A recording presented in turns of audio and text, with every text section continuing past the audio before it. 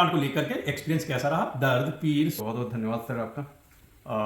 मेरे दांतों में बहुत सालों से प्रॉब्लम थी। मैं हमारे सिवान में वहाँ मैंने बातें की तो उन्होंने बताया कि इम्प्लांट लगाना जरूरी है। बहुत सर्वे किया, यूट्यूब पे देखा। आजकल टेक्नोलॉजी के दौर में हम लोग यूट्यूब पे ही देखते रहते हैं। बिल्कुल। तो यहाँ का जो टेक्नोलॉजी के दौर में सही का सर का तरीका देखा और यूट्यूब पे बहुत सारे वीडियो देखे। और बाद जब सर्जरी शुरू हुई तो सर्जरी कुछ भी नहीं थी जी। ना कहीं पेन था ना कुछ था। यहाँ का एम्बियंस इतना अच्छा है, सारे इक्विपमेंट है यहाँ पे, तो कोई प्रॉब्लम नहीं हुई मुझे। और पेन तो जरा सा भी नहीं हुआ जब मैंने सर्जरी कराई थी। अब मुझे कोई प्रॉब्लम नहीं है। और एक दोस्तों, आज हमारे साथ दिलीप सिंह हैं और दिलीप सिंह आए हैं सीवान, बिहार से। समस्या ये थी कि आपके फ्रंट के 4 दांत इन्फेक्शन, पायरिया कह लीजिए, उसकी वजह से जो है ना इनके जल्दी गिर गए, हिलने लगे। हमने निकाले, इम्प्लांट लगाए और तकरीबन 6 महीने पहले इनके इम्प्लांट लगाए थे और दांत इनके फिक्स हो गए और ये अपना अभी सेटिस्फाइड है, बड़े सुंदर इनके दांत लग गए। और अब ये है कि सबसे पहले मैं दोस्तों इसमें बता दूं कि ये अक्सर जो है, जो हमारे जो फ्रंट के नीचे के जो दांत हैं, कई बार ये पाया जाता है कि सब दांत बिल्कुल स्वस्थ हैं, यही दांत गिर गए। फ्रंट के दांत हमारे नीचे के सबसे पहले क्यों गिरते हैं, पारिया सबसे पहले यहां क्यों लगता है, ये मैं आपको थोड़ा इस वीडियो में जानकारी दे दूं। हमारी जीभ के नीचे दो, ये तो हम जानते हैं कि हमारे मुंह में लार बनती है, और वो लार कहां से आती है? वो लार आती है हमारी सलाइवरी ग्लैंड से। जो सलाइवरी ग्लैंड होती हैं उनकी 2 डक्ट होती हैं, तो वो हमारी जीभ के नीचे से खुलती हैं और वहां से जो है ना वो लार लगातार फेंकती रहती है और फेंकती रहती है। वो लार हमेशा यहां इकट्ठी रहती है नीचे के दांतों पर, पीछे की तरफ से। और वहां अक्सर ये होता है कि जो खाना होता है हमारा वो भी वहीं पे जमा हो जाता है। और जो लार होती है उसमें मिनरल होते हैं, तो उसकी वजह से वो एक कड़ा पदार्थ का रूप ले लेती है, दांतों के अंदर एक परत से जमा हो जाती है। और अक्सर हम ऐसे करके ब्रश बहुत ज्यादा करते नहीं है, फ्रंट से ही करते हैं ब्रश, तो वो भी कभी कभी गलती हो जाती है। वो एक बार जमा हो जाता है कैलकुलस, तो अगर आपने डेंटिस्ट के पास जाके उसको साफ नहीं कराया तो वो क्या करता है, मसूड़ों को बहुत जल्दी जो है ना खराब करने लग जाता है। अच्छा, आप लोग अगर जो भी लोग वीडियो देख रहे हैं, अगर आप ऐसे करके नीचे अपना मिरर में देखेंगे, अंदर आपको परत अगर भूरे रंग की या ब्राउन कलर की आपको अगर परत दिखाई दे रही है, गंदगी दिखाई दे रही है, तो उसको तुरंत क्लीन करा दें।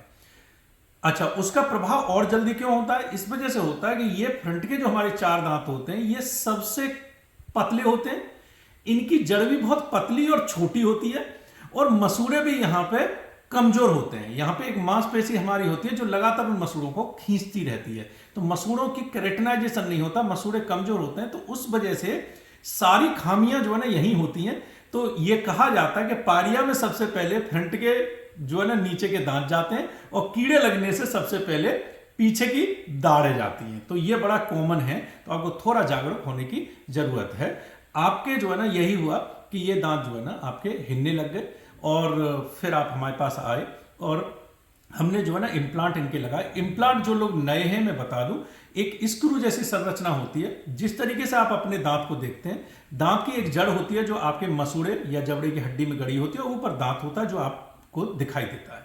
उसी जड़ के रूप में डेंटल इम्प्लांट जैसी एक संरचना होती है, स्क्रू जैसी संरचना होती है, जड़ जैसी संरचना होती है टाइटेनियम की, वो लगा दी जाती है। वो हड्डी को पकड़ लेती है और उसके ऊपर जो है ना दांत, जो है ना दांत के रंग का, सिरेमिक का दांत, अलग अलग तरीके के जो है ना कैप्स आते हैं, वो उनके ऊपर फिक्स कर दिए जाते हैं। तो ये जो है ना आपके इम्प्लांट की विधि होती है, जिसके द्वारा काफी लोग होते हैं कि आगे के दांतें हिल रहे हैं, अब उनको ये रहता है अगर निकलवा दूंगा तो क्या करूं, आगे लगाने का क्या ऑप्शन होगा, निकालने लगाने वाले दांत बहुत भद्दे लगते हैं, ब्रिज लगाएं तो आसपास के दांत और खराब हो जाते हैं, उनको भी काट देते हैं डॉक्टर। तो ये है कि इम्प्लांट की जो तकनीक है वो बेहतरीन है। 6 महीने आपको इम्प्लांट लगाए हो गए, 6 महीने हो गए करीब, 6 महीने आपको इम्प्लांट लगाए हो गए। और अब जो है ना दिलीप जी से पूछेंगे कि इनका इम्प्लांट को लेकर के एक्सपीरियंस कैसा रहा, दर्द, पीड़, सूजन, परेशानी, लुक कैसा हो गया, थोड़ा सा हमारे दर्शकों को आप बताइए। सबसे पहले तो बहुत बहुत धन्यवाद सर आपका। मेरे दांतों में बहुत सालों से प्रॉब्लम थी, लेकिन इधर 1 साल से दिख रहा था कि ज़्यादा प्रॉब्लम है। तो इसके लिए मैं जैसे इस तरह की जो प्रॉब्लम आती है तो जनरली 2 ही बातें होती हैं, देखी जाती है कि हमें सर्जरी क्या करवानी है और किन के पास करवानी है। तो लोकल डेंटिस्ट जो हैं हमारे सिवान में, वहाँ मैंने बातें की तो उन्होंने बताया कि इम्प्लांट लगाना जरूरी है। अब आया दूसरा मैटर कि इम्प्लांट कहाँ लगाना है। इसके लिए मैंने बहुत सर्वे किया, यूट्यूब पे देखा। आजकल टेक्नोलॉजी के दौर में हम लोग यूट्यूब पे ही देखते रहते हैं। बिल्कुल। तो यहाँ का जो टेक्नोलॉजी के दौर में मैंने यहाँ का जो सर्जरी का सर का तरीका देखा और यूट्यूब पे बहुत सारे वीडियो देखे और बाकी लोगों से भी बातें की। तो एक दोस्त ने भी सजेशन दिया कि वहीं पे जाके कराना है। तो उसके लिए मैं यहाँ आया और यहाँ आकर सर से मिला। सर से मिलने के बाद जब सर्जरी शुरू हुई तो सर्जरी कुछ भी नहीं थी जी। ना कहीं पेन था ना कुछ था। यहाँ का एम्बियंस इतना अच्छा है, सारे इक्विपमेंट है यहाँ पे, तो कोई प्रॉब्लम नहीं हुई मुझे। और पेन तो जरा सा भी नहीं हुआ जब मैंने सर्जरी कराई थी। अब 6-9 मंथ बाद मैं यहाँ आया हूँ ओके। तो मुझे कोई प्रॉब्लम नहीं है। और एक मतलब विदिन 2 या 3 दिन में ही सर ने फिर मेरा परमानेंट जो है टीथ वो लगा दिया है। और इसके लिए बहुत बहुत थैंक यू सर। आपका भी बहुत बहुत धन्यवाद, आपने अपने कमेंट दिए। और एक मैं आपसे क्लैरिफिकेशन थोड़ा सा चाहूँगा सर कि आप रहते हैं बिहार में। Yes sir. हमारे पास बिहार, बंगाल, उड़ीसा, महाराष्ट्र, आसाम आप देखते ही होंगे, सब जगह से पेशेंट आते हैं। वेस्ट बंगाल से आते हैं, सब जगह से आते हैं, मुंबई, दिल्ली से आते हैं। उनमें सबसे ज़्यादा जो मेरे पास पेशेंट हैं वो बिहार से ही है। और जैसे जो बाकी स्टेट से आना शुरू किए तो सबसे पहले बिहार से ही आना शुरू किए और बिहार से सबसे ज़्यादा पेशेंट हैं। और अब मैं बिहार में जगह जगह लोग हैं जो मतलब इलाज जो हमारे पास रेगुलरली लोग कराने, जो लोग करा के जाते हैं फिर दूसरों को भेजते हैं, तो ये सिलसिला जो है जारी है। काफ़ी लोग जो यूट्यूब चैनल पर वीडियो देखते हैं, अब वो हमको संपर्क करते हैं, और खासकर जैसे महिलाएं हैं या जो है ना यंग लोग हैं, बुजुर्ग लोग हैं, तो हर तरीके के लोग हैं। और वो फ़ोन करते हैं, कहते हैं डॉक्टर साहब हमको जो है ना कोई सिवान में, ठीक है, पटना में, कोई जो है ना हमको बिहार में कोई डॉक्टर आपके जैसा बता दीजिए जो हमारे इम्प्लांट जो है कर दे या दांत लगा दे। आप उन लोगों से क्या कहना चाहेंगे? अब दुविधा वाली स्थिति हो जाती है क्योंकि कोई भी डॉक्टर वहां उस लेवल का नहीं है कि जो इस तरह काम दे सके। और हम अगर किसी को रिकमेंड कर दें और अगर वो आपका काम बिगाड़ दें तो उसकी कहीं ना कहीं रेस्पॉन्सिबिलिटी हमारी भी आ जाती है। तो काफी लोग कहते हैं कि जानबूझ के बता नहीं रहे, तो हम अब बताएं तो कैसे? हम इनसे कहते हैं यहाँ मत आइए और कहीं जाइए, लेकिन आप एक अच्छे स्पेशलिस्ट पे जाइए। आप ऐसा मन सोचिए कि बिल्कुल बगल में मिल जाए, यहीं पे करा लें। वो चीज़ कभी कभी बहुत भारी पड़ जाती है। काफ़ी पेशेंट बिगड़ के भी आते हैं, जो लोग ये थोड़ा आलस कर जाते हैं, वहाँ कहाँ जाएंगे, यहाँ करा लेते हैं, तो वो जो है ना कभी कभी जो है ना वो खराब भी हो जाती है स्थिति।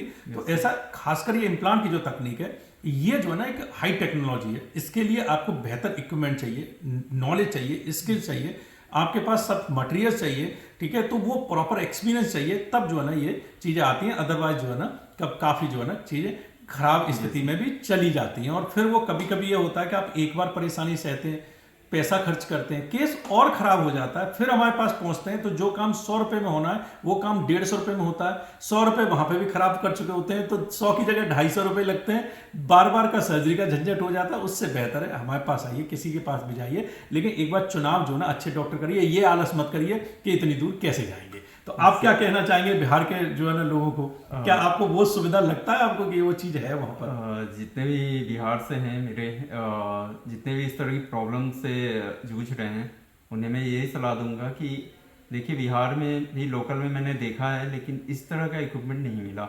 वहाँ लोकल मैंने फाइंड आउट किया था, लेकिन इस तरह का इक्विपमेंट नहीं मिला और ये भरोसा नहीं मिला कि वो इम्प्लांट लगा देंगे तो सही होगा। हाँ। बहुत लोग ब्रिज का ही सलाह दे रहे थे क्योंकि वो उसी में एक्सपर्ट थे। हाँ। बट फाइनली ये लगा कि बहुत मेरे फ्रेंड जो डेंटिस्ट हैं उन लोगों ने बताया कि नहीं आप इम्प्लांट लगाइए, जो लोकल वहाँ पे थे, तो उन्होंने इम्प्लांट का ही सजेशन दिया। और फिर फाइनली मैं यहाँ पे आया। सर के लिए भी 2-3 फीडबैक मिले थे मुझे, मेरे फ्रेंड लोगों ने बताया था। तो यहाँ बाकी चीज़ें बहुत अच्छी हैं।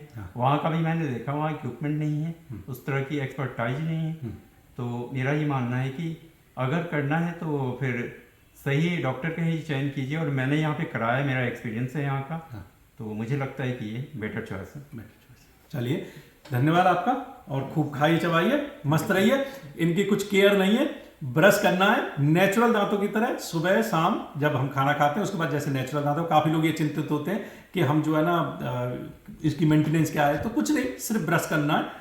खाने में इनसे क्या खा सकते हैं? दाल, रोटी, सब्जी, चपाती, फ्रूट सलाद, जो आप अपने प्राकृतिक दांतों से खा सकते हैं वो सब कुछ इन दांतों से खा सकते हैं। तो समझ लीजिए कि जैसे अपने प्राकृतिक दांत, तो इम्प्लांट किए हुए दांतों से आप जो है ना, जो प्राकृतिक दांतों से खाते हैं वो सब चीजें खा सकते हैं। मेंटेनेंस भी वैसे ही है, यूज भी वैसे ही है। तो ठीक है दिलीप जी, आपका धन्यवाद। खूब खाइए, चबाइए, मस्त रहिए। Thank you. ठीक है।